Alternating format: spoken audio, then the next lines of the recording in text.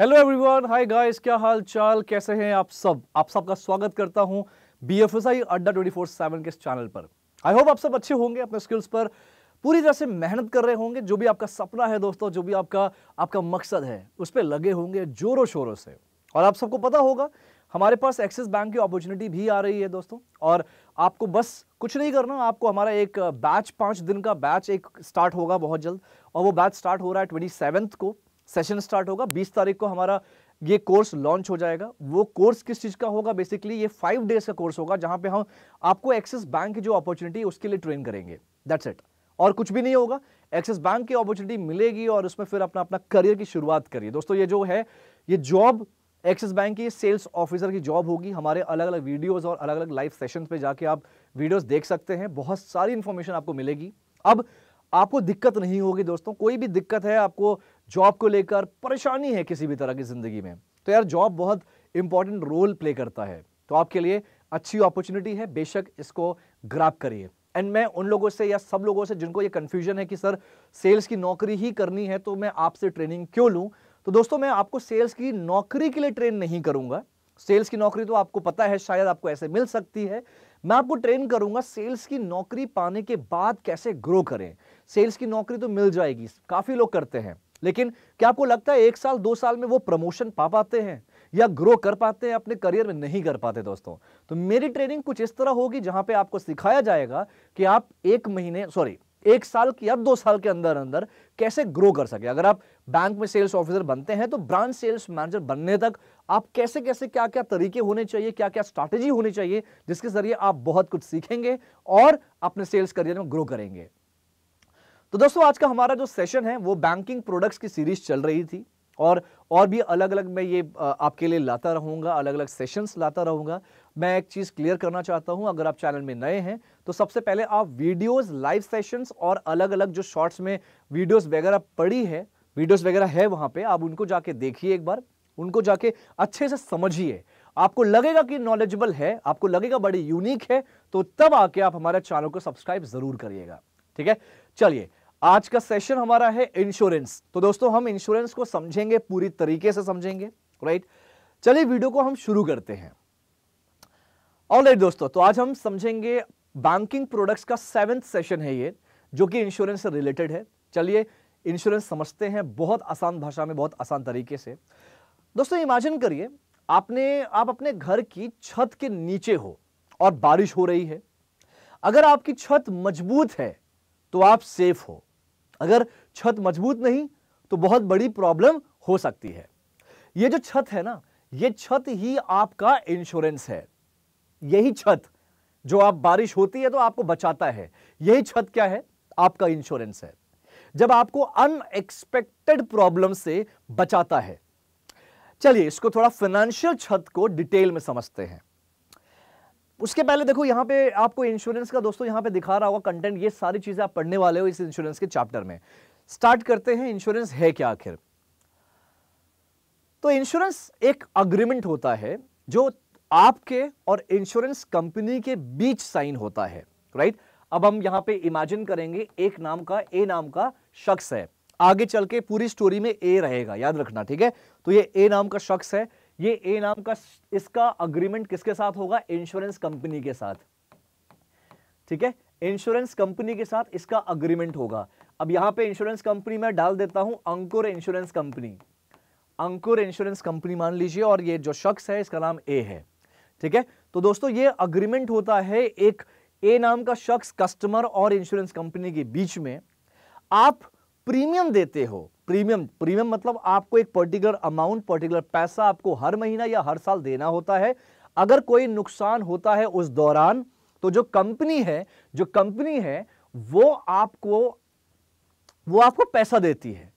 जब कंपनी है वो कंपनी आपको पैसा देती है, जो कंपनी आपको पैसा देगी उसी को हम बोलते हैं क्लेम सेटलमेंट, राइट।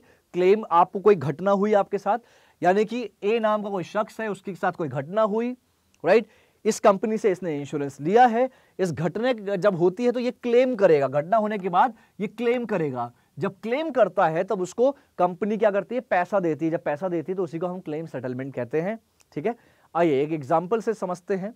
मान लीजिए ए नाम का शख्स है, उसकी बाइक की जो वैल्यू है वो 1 लाख रुपए है।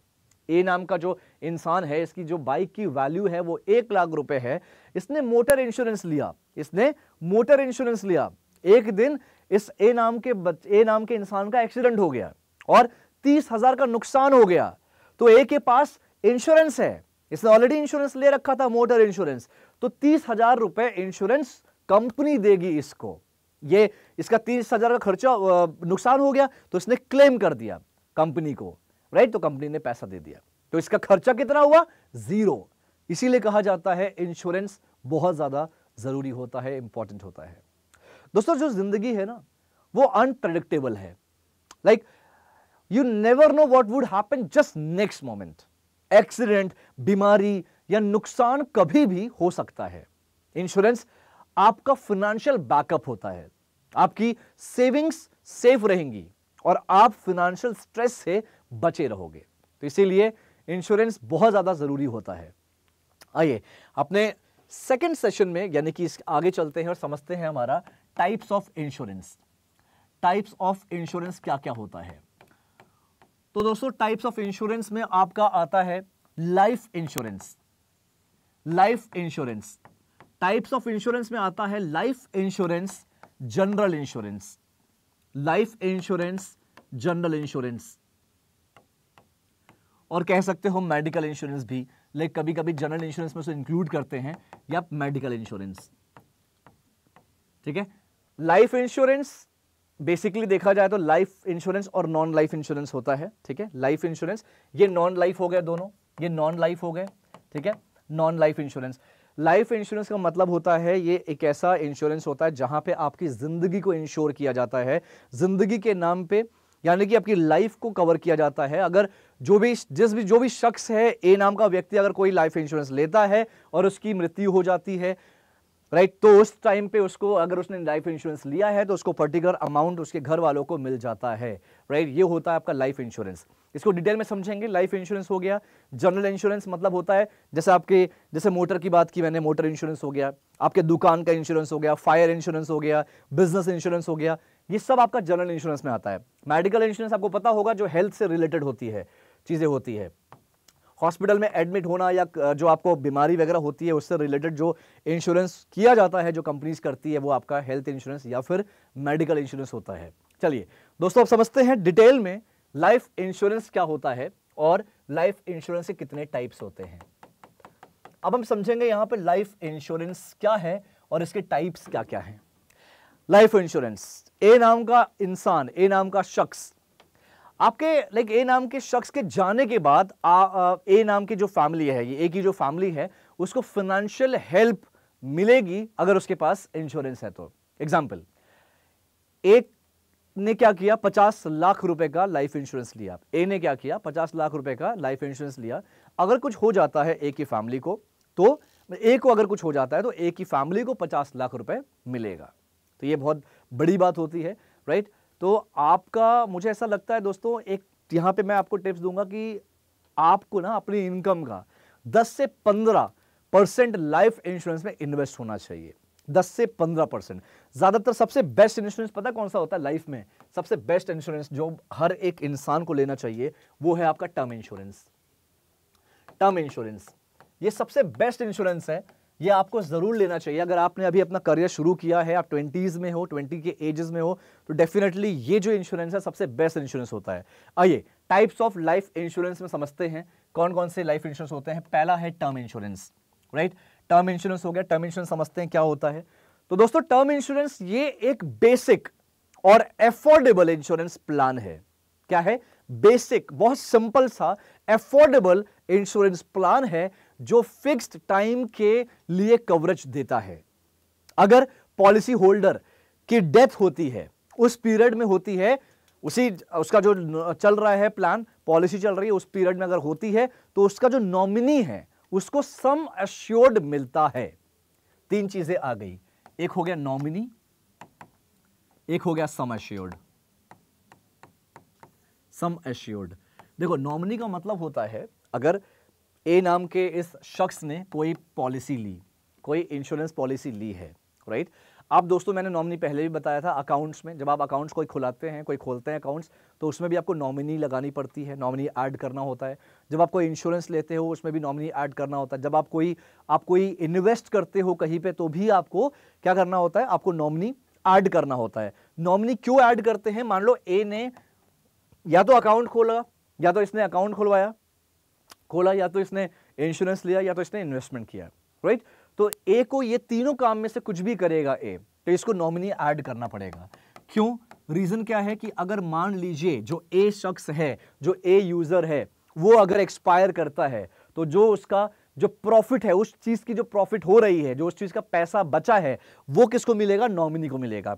मान लीजिए इसने फिक्स डिपॉजिट कराया, कुछ लाख रुपए का, कुछ हजार रुपए का फिक्स डिपॉजिट कराया, ये अल्लाह का प्यारा हो गया, तो इस केस में क्या होगा? इसके नॉमिनी को पैसा मिलेगा। वहीं पे इंश्योरेंस की बात करूं, टर्म इंश्योरेंस लिया है इस इंसान ने, ए नाम के शख्स ने टर्म इंश्योरेंस लिया है। मान लीजिए टर्म इंश्योरेंस 10 लाख रुपए का टर्म इंश्योरेंस लिया है, 10 लाख रुपए का टर्म इंश्योरेंस है, ठीक है, 10 साल के लिए 10 लाख रुपए का टर्म इंश्योरेंस है। हर महीना ये 500 रुपए सिर्फ देता है, हर महीना 500 रुपए देता है।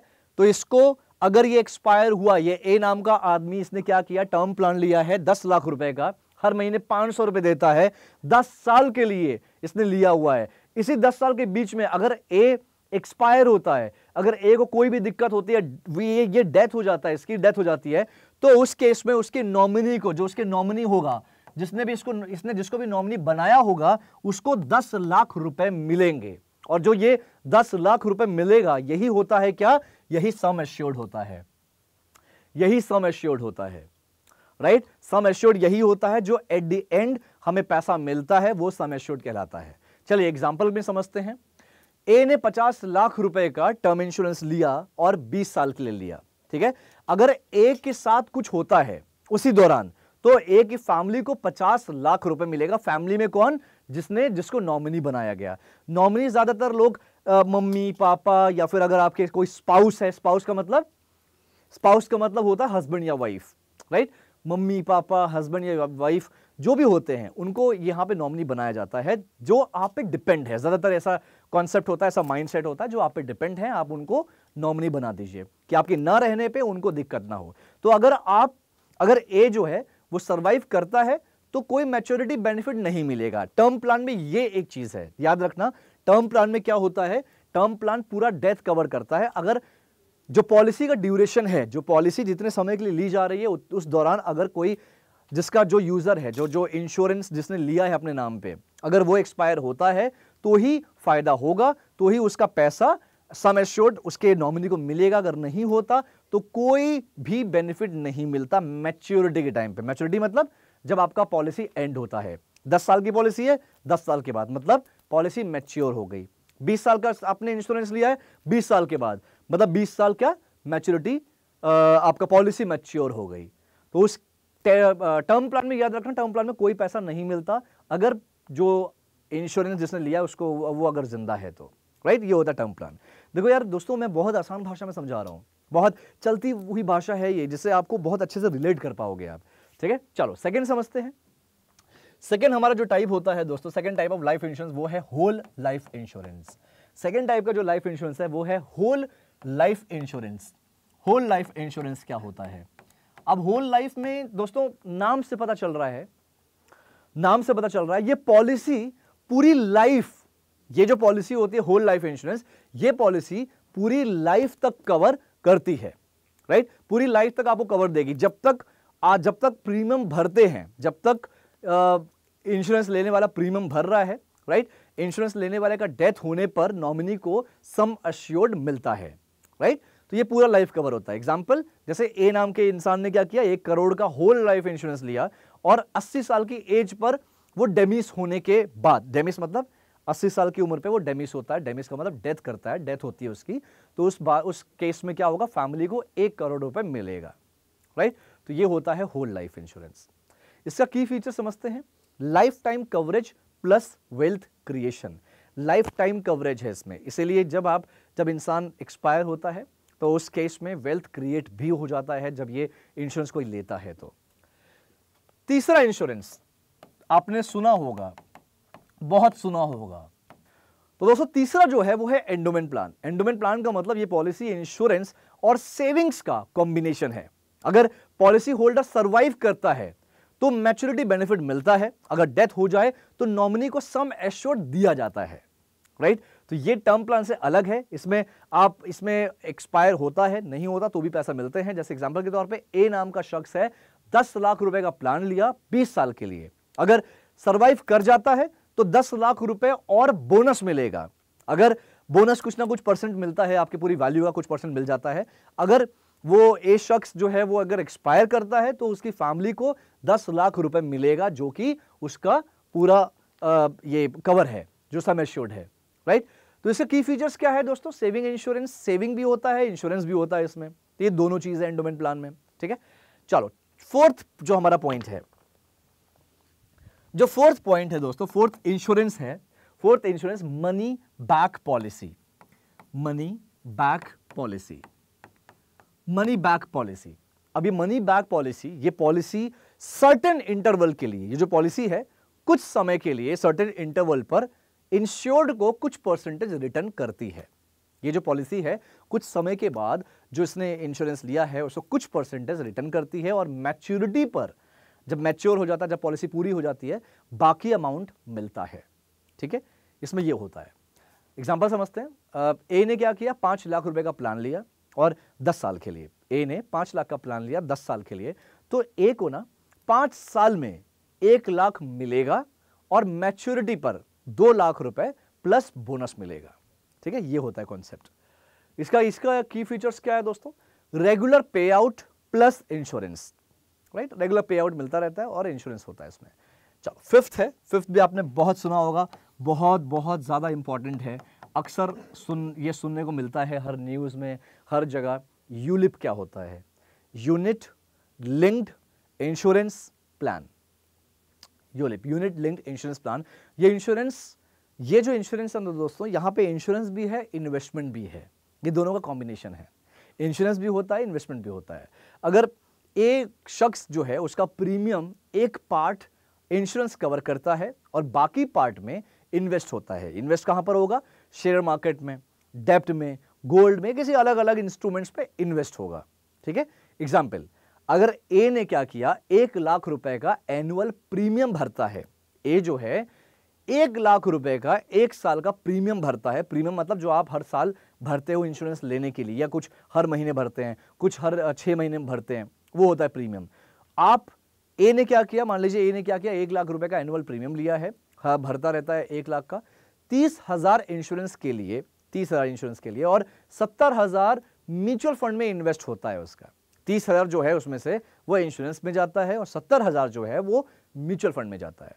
इसमें क्या होता है? इसमें वेल्थ क्रिएट होता है। ये यूलिप बहुत अच्छा होता है इन्वेस्ट करने के लिए। अगर आपको इन्वेस्ट करना है यूलिप में आप इन्वेस्ट कर सकते हैं। वेल्थ क्रिएट और इंश्योरेंस दोनों इसमें कवर होता है, ठीक है। तो इसमें इंश्योरेंस और इन्वेस्टमेंट दोनों आएगा। नेक्स्ट क्या है दोस्तों? Child plan. नेक्स्ट है आपका चाइल्ड इंश्योरेंस प्लान।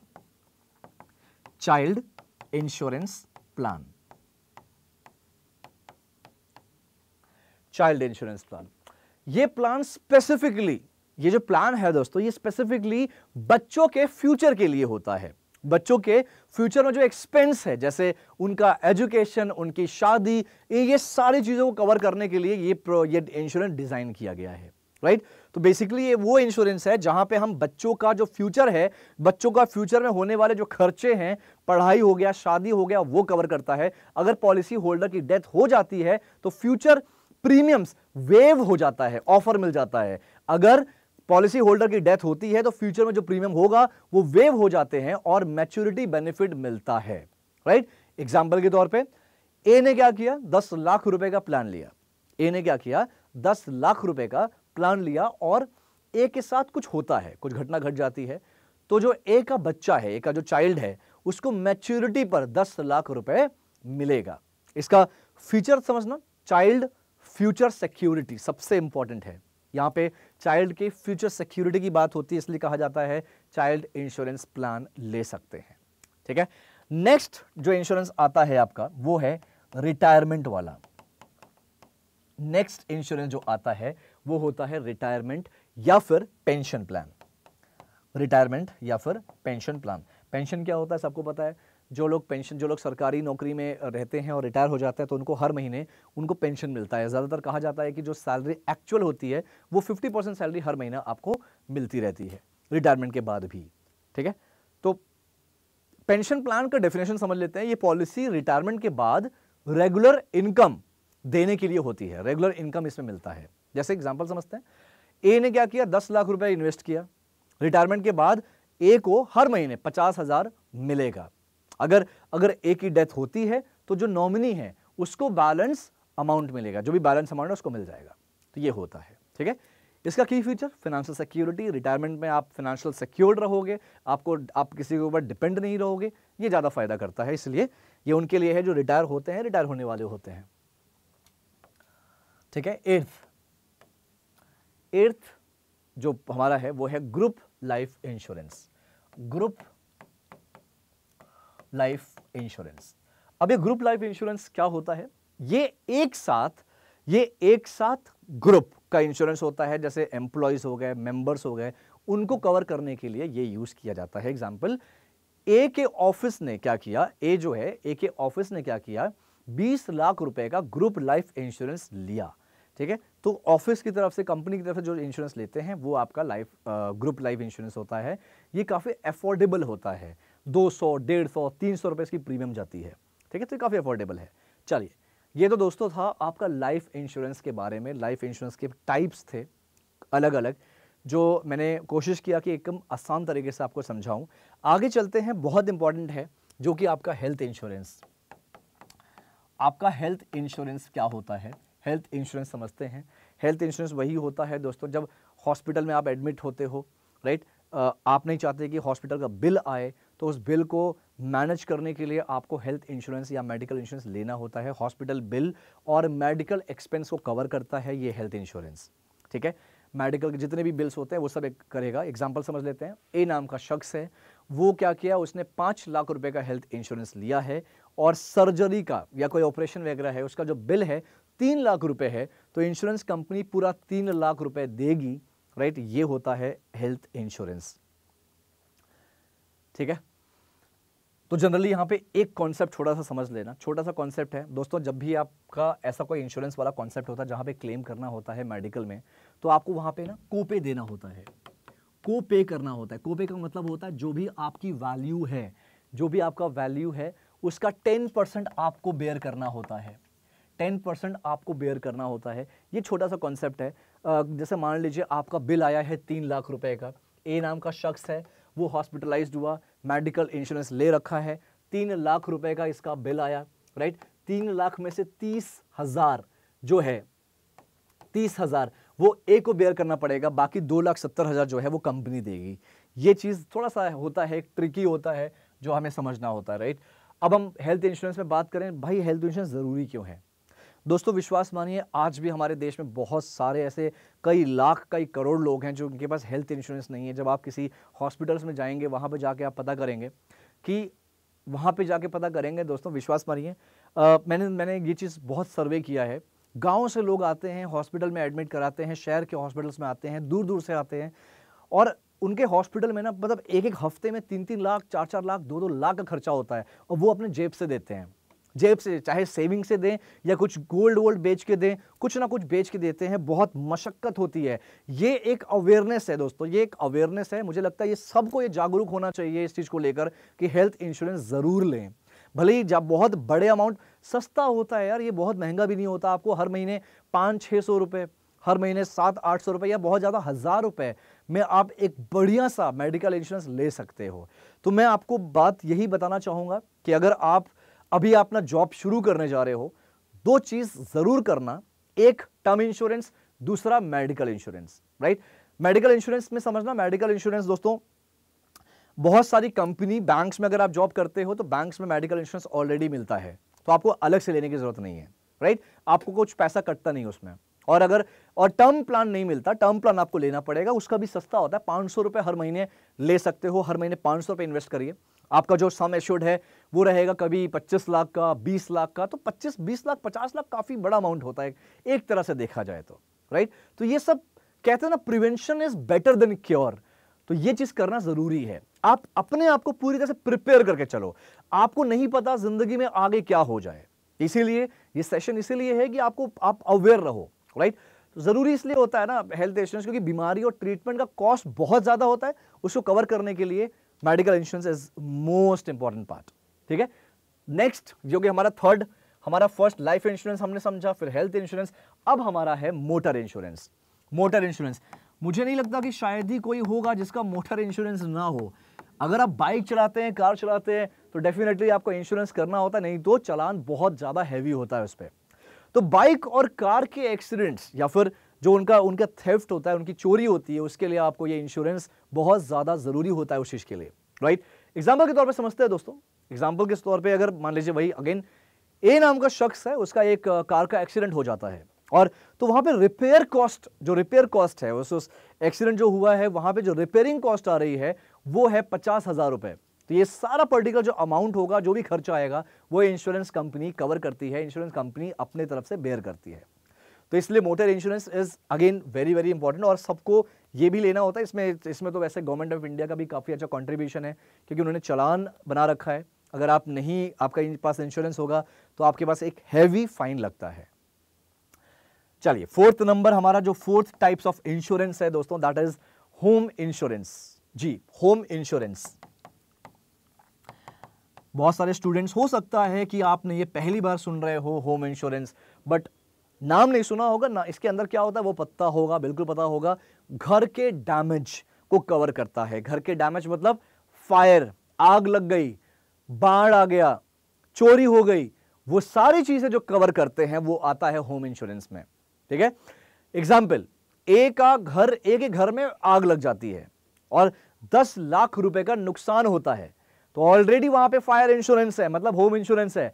तो वो होम इंश्योरेंस क्या करेगी, कंपनी आके पूरी जांच पड़ताल करेगी, क्या क्या नुकसान हुआ उन सब का एक लेखा जोखा बनाएगी, और उसके हिसाब से फिर क्या करेगी, कवर करेगी, सारी चीजें अपना चार्जेस बेयर करेगी, राइट। ये होता है। फिफ्थ है आपका ट्रैवल इंश्योरेंस। ट्रैवल इंश्योरेंस मतलब ट्रिप के दौरान, अगर आप कहीं ट्रैवल करने जा रहे हो, ट्रिप के दौरान कोई इमरजेंसीज होती है, कोई भी इमरजेंसी अगर ट्रिप के दौरान हो गई तो वो आपका इसमें कवर होता है। तो जनरली वो लोग ना जो राइडर होते हैं, जनरली वो लोग जो बहुत ट्रैवल करते हैं, सिर्फ ट्रैवल ही काम है उनका, तो वो लोग क्या करते हैं, ट्रैवल इंश्योरेंस लेते हैं। तो आपका लगेज खो गया, एग्जांपल के तौर पे अगर आपका लगेज खो गया या ट्रिप कैंसिल हो गई, ट्रिप कैंसिल जो होती है ना वो भी आता है आपका इसमें ट्रैवल इंश्योरेंस में, राइट। लगेज खो गया, आपका सामान खो गया, ट्रिप कैंसिल हो गई, तो इंश्योरेंस कंपनी आपका पैसा वापस करती है, या आप कह सकते हो इंश्योरेंस कंपनी सारा पैसा बेयर करती है। सिक्स्थ आपका जो है दोस्तों, business insurance. Business insurance, business insurance business के लिए रिस्क, जैसे इसमें बेसिकली बिजनेस में जो रिस्क होता है उसको कवर किया जाता है। जैसे आपका फिर से वही चीज है, आग लगना, चोरी होना, एम्प्लॉय का एक्सीडेंट होना, ये सारी चीजें कवर होती है बिजनेस इंश्योरेंस में, राइट। दोस्तों एक चीज और बताऊंगा, अक्सर आपने देखा होगा जो कंपनीज होती हैं जहां पे आप जॉब कर रहे हो या करोगे, तो वहां पे कंपनी दो तरह के इंश्योरेंस, दो में से कोई एक इंश्योरेंस देती है। एक होता है एक्सीडेंटल इंश्योरेंस। वो एक्सीडेंटल इंश्योरेंस मतलब जहां अगर एम्प्लॉय का एक्सीडेंट होता है तो उसमें कुछ पर्टिकुलर अमाउंट कवर किया जाता है, जैसे 2 लाख, 3 लाख, 4 लाख, 5 लाख तक कवर होता है। तो वो एक्सीडेंट पे के केस में ही होगा, सिर्फ वो होता है एक्सीडेंटल इंश्योरेंस। अगर एक्सीडेंट होगा तो ही वो आपको उसका प्रॉफिट होगा। दूसरा होता है नॉर्मल मेडिकल इंश्योरेंस।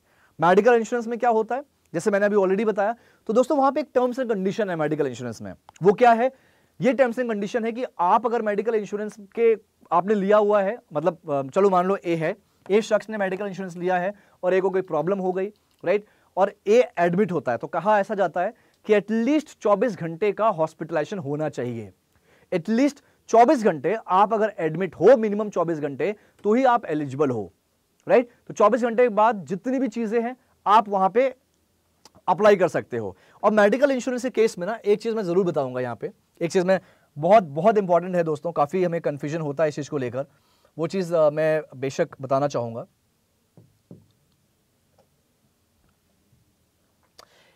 देखो मेडिकल इंश्योरेंस में ना एक चीज होती है, मेडिकल इंश्योरेंस में जो हम क्लेम करते हैं ना, जो क्लेम प्रोसेस होता है वो दो तरह से होता है। क्लेम जो हम करते हैं दोस्तों, क्लेम दो तरह से करते हैं। मैंने बताया ए नाम का शख्स है, वो हॉस्पिटल में एडमिट हो गया, राइट, हॉस्पिटल में एडमिट हो गया। अब यहाँ पे हॉस्पिटल वाले क्या करते हैं, हॉस्पिटल वालों ने पहले आप गए बिलिंग काउंटर पे गए, आप इन रिसेप्शन पे गए या बिलिंग काउंटर पे गए, वहाँ पे जाके आपने, देखो मैं पूरा स्टेप बता रहा हूँ, समझना ध्यान से, पूरा स्टेप बता रहा हूँ, ठीक है। आप एक बिलिंग काउंटर पे गए, वहाँ पे जाके आपने बोला कि ये पेशेंट है, एडमिट हो गए वो, ठीक है, आपको बिलिंग करनी है। तो बिलिंग करने के लिए सबसे पहले वो आपसे एक पर्टिकुलर अमाउंट लेंगे। हालांकि वो आपसे पूछेंगे कि आपका इंश्योरेंस है या नहीं है, राइट, तो आप बोलोगे इंश्योरेंस है, लेकिन फिर भी आपसे एक पर्टिकुलर अमाउंट चार्ज करते हैं, राइट, 5,000 या 10,000 ये अमाउंट चार्ज करते हैं, और ये अमाउंट एडजस्ट होता है, ये अमाउंट आपके इंश्योरेंस में एडजस्ट हो जाता है, ठीक है। ये अमाउंट ये हो गया। फिर उसके बाद आपसे पूछते हैं कि आप कौन सा प्रोसेस, क्लेम प्रोसेस कौन सा लेना चाहते हो। दो तरह के आपके दो तरह के प्रोसेस होते हैं क्लेम के, ठीक है। एक होता है आपका दोस्तों, एक रिम्बर्स होता है, रिम्बर्समेंट होता है, एक रिम्बर्समेंट प्रोसेस होता है, रिम्बर्समेंट प्रोसेस होता है, दूसरा कैशलेस होता है। ये भी सुना होगा आप लोगों ने, एक होता है रिम्बर्समेंट, दूसरा होता है कैशलेस। रिम्बर्समेंट, अगर रिम्बर्समेंट प्रोसेस लेते हो क्लेम का, रिम्बर्समेंट में क्या होता है, आपको अपने जेब से पैसा डालना पड़ेगा जब तक आप एडमिट हो। जितना भी बिल आए, लाख, 1.5 लाख, 2 लाख, पूरा आपको अपने तरफ से देखना पड़ेगा, मैनेज करना पड़ेगा। जब आप कंप्लीट हो जाता है, पूरा बिलिंग क्लियर हो जाती है, उसके बाद आपको सारे डॉक्यूमेंट्स बना के कंपनी को भेजना होता है। कंपनी टाइम लेती है, 30 दिन, 35 दिन, 40 दिन तक का टाइम लेती है। उसके बाद आपका वो प्रोसेस अप्रूव होता है, फिर उसके बाद आपको पैसा वापस मिलता है, मतलब रिम्बर्स होता है पैसा तब जाके मिलता है। पहले आपने पैसा लगा दिया, फिर कंपनी को आपने डॉक्यूमेंट्स भेजा, डॉक्यूमेंट्स के बाद कंपनी वेरीफाई करेगी, सारा जांच पड़ताल करेगी, तब जाके आपको पैसा वापस मिलता है। दूसरा जो होता है वो सबसे इंपॉर्टेंट है, कैशलेस। आप कभी भी इंश्योरेंस लो, मेडिकल इंश्योरेंस, कैशलेस प्रोसेस होना चाहिए, कैशलेस क्लेम होना चाहिए, राइट। तो इसमें क्या होता है, इसमें आप जब आपने एडमिट किया, राइट, एडमिशन किया अपने पेशेंट का, एडमिट किया, सॉरी, ए की बात कर लेते हैं, ए ने अगर एडमिट किया, एडमिशन किया अपने पेशेंट को, तो उसको 5 या 10 हजार रुपए हॉस्पिटल ने चार्ज कर लिया, राइट। उसके बाद उसने बोला कि मैम ये सर मुझे कैशलेस क्लेम ऑप्ट करना है, कैशलेस वाला। तो हॉस्पिटल वालों ने देखा कि भाई कैशलेस ऑप्शन अवेलेबल है इनके पॉलिसी में, इनके इंश्योरेंस में।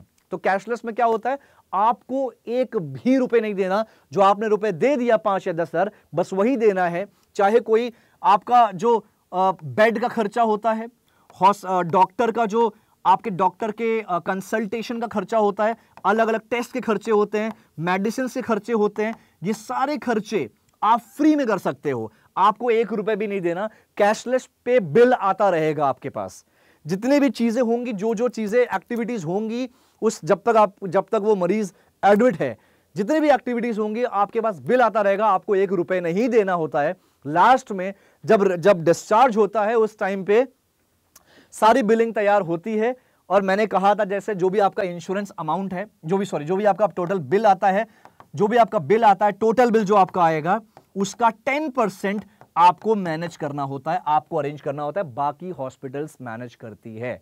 अगर वो 10% जो आपने ऑलरेडी दिया हुआ है उसमें आ रहा है, तो आपका एडजस्ट हो जाता है, ठीक है। तो ओवरऑल कैशलेस बहुत बेहतरीन चीज है। उम्मीद करता हूं दोस्तों ये जो हमारा ये सेशन था आज इंश्योरेंस का, बहुत अच्छे से समझ में आया होगा। बहुत अच्छा सेशन था, बहुत कुछ मैंने समझाया, राइट। अगर आपको, मैं यही कहूंगा, मेरे अगर आप वीडियोस देखते हो तो नोट्स बनाया करो। वीडियो देखकर आप 2 कॉपी बनाइए, एक कॉपी बैंकिंग और बिजनेस की होनी चाहिए, दूसरी कॉपी प्रॉपर इंग्लिश की होनी चाहिए, राइट। इंग्लिश, हमारे देश में जो अंग्रेजी होता है दोस्तों, उसको वो एक भाषा के तौर पे नहीं लिया जाता, उसको एक स्किल्स के तौर पे लिया जाता है, राइट। अगर आपकी अंग्रेजी अच्छी है तो कहीं ना कहीं इसका फायदा जरूर आपको मिलता है, प्रमोशन में, इंक्रीमेंट्स में, या कहीं ना कहीं आपको थोड़ा अलग से कैटेगरी में रखा जाता है, राइट। तो बस यही कहूंगा, अपॉर्चुनिटीज बहुत है, अपॉर्चुनिटीज बहुत आती रहेंगी, नौकरियां बहुत है इंडिया में, बस यही है कि स्किल्स की कमी होती है। स्किल्स पे काम करिए, अपने स्किल्स पे काम करते रहिए, पढ़ते रहिए, बढ़ते रहिए। नेक्स्ट सेशन हमारा आएगा दोस्तों कल, मतलब आज हो गया ये वाला, कल आएगा, इसी के बाद और भी डिटेल में थोड़ा समझेंगे, क्लेम कैसे करते हैं, आपने सुना होगा अंडरराइटर क्या होता है, ये सारी चीज कल हम 7 बजे के सेशन में समझेंगे, ठीक है। तब तक के लिए अपना ख्याल रखिए। थैंक यू सो मच दोस्तों।